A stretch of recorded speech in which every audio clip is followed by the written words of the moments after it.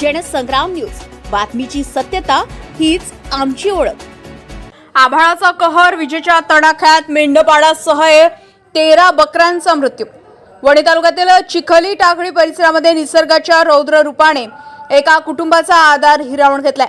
जंगलात बकऱ्या चारण्यासाठी गेलेल्या मेंढपाळाचा विजेच्या तडाख्यात जागीच मृत्यू झाला असून त्याच्यासोबत असलेल्या तब्बल 13 बकऱ्यांचाही मृत्यू झालाय।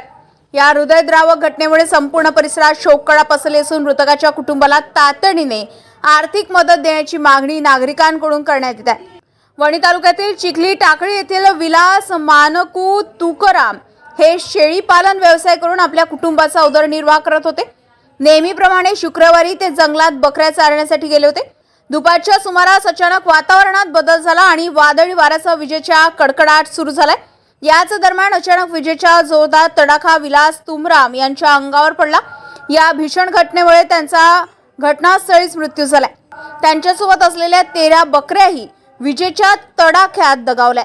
काही क्षणातच होत्याचे नव्हते झाल्याने परिसरात एकच खळबळ उडाली। घटनेची माहिती मिळताच गावकरी आणि परिसरातील नागरिकांनी घटनास्थळी धाव घेतली आहे। मात्र तोपर्यंत विलास तुमराम यांचा मृत्यू झाला होता। या घटनेमुळे टाकळी गावासह संपूर्ण परिसरात हळहळ व्यक्त करण्यात येत आहे। विजेच्या एका तडाख्याने कुटुंबाचा आधार हिरावला। आता शासनाने तातडीने मदतीचा हात द्यावा अशी मागणी गावकऱ्यांनी केली आहे। मेजर तांबे, जनसंग्राम न्यूज, वणी।